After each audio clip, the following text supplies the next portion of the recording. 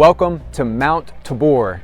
Hey everybody, I am on Mount Tabor, which is in the northern part of the Galilee, and you see behind me this beautiful Catholic church that was constructed to commemorate this special event.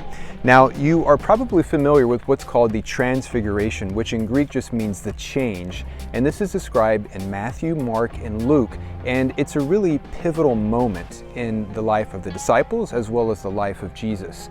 So essentially what the Transfiguration does is it brings to a culmination the ministry of Jesus in the Galilee. So there was a need to have a really fitting location to celebrate this event and to prepare the disciples for Jerusalem. And I think this is why Mount Tabor was chosen. When you're in the Galilee, you see this mountain. It's very distinct. It has a dome shape and it looks different from all of the other mountains in the Galilee, and that is Mount Tabor. I think that Jesus appeared to the disciples here, and particularly only appears to three. He takes Peter, James, and John because they are the leaders of the 12 disciples.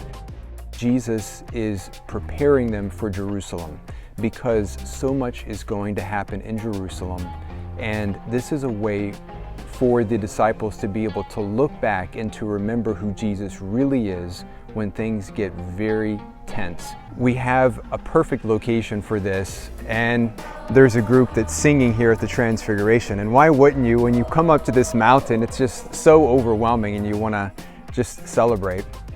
But we have the Transfiguration, and it is when Moses appears alongside of Jesus as well as Elijah. And not surprisingly, that's on a mountain. And it needs to be because a mountain represents proximity to God.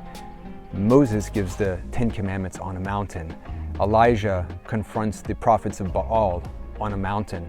And here we are on a mountain when all three of them appear alongside of these three other disciples.